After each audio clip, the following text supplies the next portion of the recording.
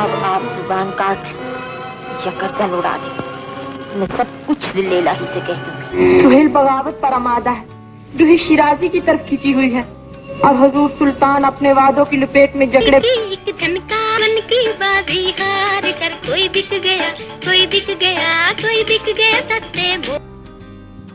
फैज़ अहमद फैज़ ने कहा था, तेरी सूरत से है आलम में बहारों को सुबात, तेरी आंखों के सिवा दुनिया में रखा क्या है। कभी कभी लगता है कि शायद ये शेर माजी की अदाकारा रागनी के लिए कहा गया है।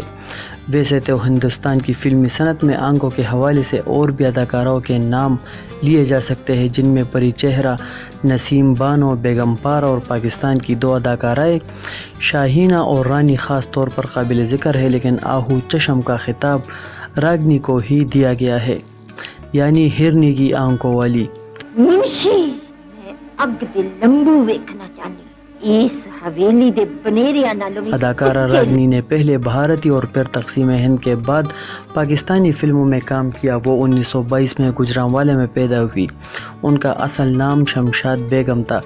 हिरनी जैसी आंखों की मालिक रागनी ने हिंदी, उर्दू और पंजाबी तीनों ज़ुबानों में अदाकारी की। उनकी पहली फिल्म दिल्ला बट्टी थी जो 1940 में रिलीज़ हुई। इस फिल्म में उनके मुकाबिल एम.डी. कनौर थे। ये एम.डी. कनौर कौन थे, इनके बारे में हम आगे चलकर अपने दोस्तों को बताएंगे। फैली हुई है चांदनी, चांदनी नाच रही है, नाच रही है रागनी। दिल्ला बट्टी रूप के शोरी की फिल्म थी। फिल्म ने ज़बरदस्त कामयाबी हासिल की और रागनी रातों रात शोहरत की बुलंदियों पर पहुंच गई। इसके बाद रागनी ने कई हिंदी और पंजाबी ज़ुबान में बनने वाली फ़िल्मों में अपनी अदाकारी का सिक्का जमाया।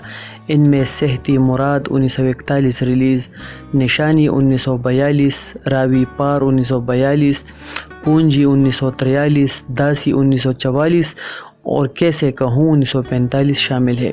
1945 में जब A.R. कारदार ने उन्हें अपनी लाजवाल फिल्म शाहजहान में कास्ट किया तो उस वक्त तक वो भारतीय फिल्मों की महंगी तरीन अदाकारा बन चुकी थी।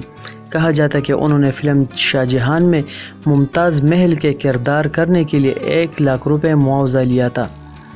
1945 में 1 लाख रुपया कितनी बड़ी रकम थी, इसका अंदाज़ा बआसानी लगाया जा सकता है। 1945 में ही रागनी ने फिल्म शीरीन फरहाद में शीरीन का किरदार अदा किया और इस फिल्म से भी उन्हें शोहरत मिली। इनके मुकाबिल जैनेत ज़िक्रिया खान फरहाद के रूप में जलवागर हुए थे।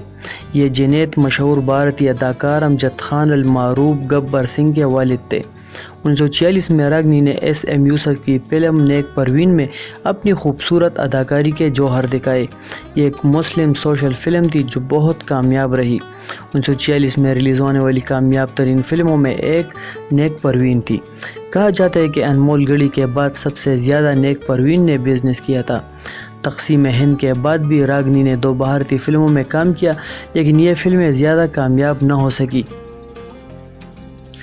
अब आपको M.D. कनौर के बारे में कुछ बताते हैं। उनका पूरा नाम मोहम्मद दीन कनौर था और ये लाहौर के बहुत मतमूल घराने से ताल्लुक़ रखते थे। कहा जाता है कि ये शौकिया फ़नकार थे और रागनी से दीवानगी की हद तक इश्क करते थे।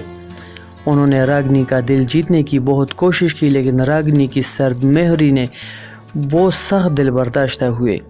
कई फिल्मी पंडितों का दावा है कि A.R. कारदार की रिलीज़ होने वाली फ़िल्म शाहजहान 1945 रिलीज़ में सरमायाकारी M.D. कनौर ने की थी और वो ख़ुद रागनी के मुकाबिल शाहजहान के किरदार में सामने आए। अल्लाह जाने इस बात में किस हद तक सदाकत है कि M.D. कनौर आदि अनारकली के मालिक थे। अभी तक कई लोग ऐसे मिल जाते हैं जो इस दावे पर कायम है। इस बारे में एक और दिलचस्प वाक़या सुनाया जाता है कि जब कभी रागनी अनारकली बाज़ार आती थी तो M.D. कनौर उनके हर कदम तले 100 रुपये का नोट रख देते थे। इन लोगों की राय में M.D. कनौर को रागनी का इश्क लेडू हुआ, लेकिन ये एक तरफा इश्क था जिसकी नाकामी का M.D. कनौर को बहुत दुख हुआ और वो यसीयत के अंधेरों में गुम हो गए। दौलत का सूरज भी गरूब होता गया और वो बेबसी की तस्वीर बने इस जहां से रुखसत हो गए। एक दौर ख़त्म हुआ, एक कहानी अपने अंजाम को पहुंची।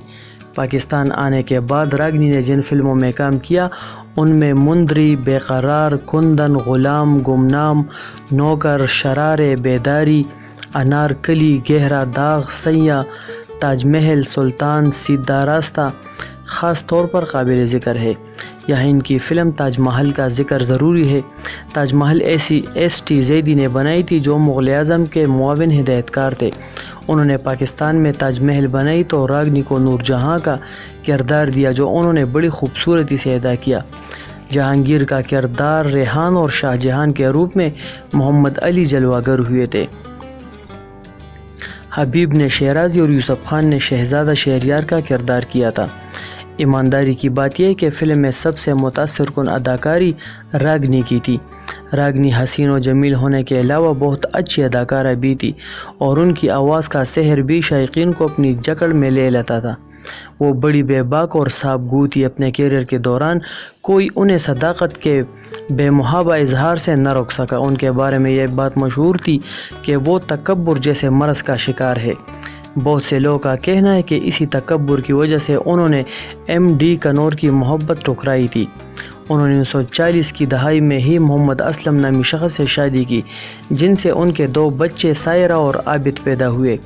راگنی کی محمد اسلم سے شادی زیادہ دیر قائم نہ رہی۔ انہوں نے 1947 میں پاکستان میں اداکار و فلم ساز ایس گل سے دوسری شادی کی۔ ایس گل نے ہی انہیں اپنی فلم بے قرار میں اپنے مقابل کاسٹ کیا۔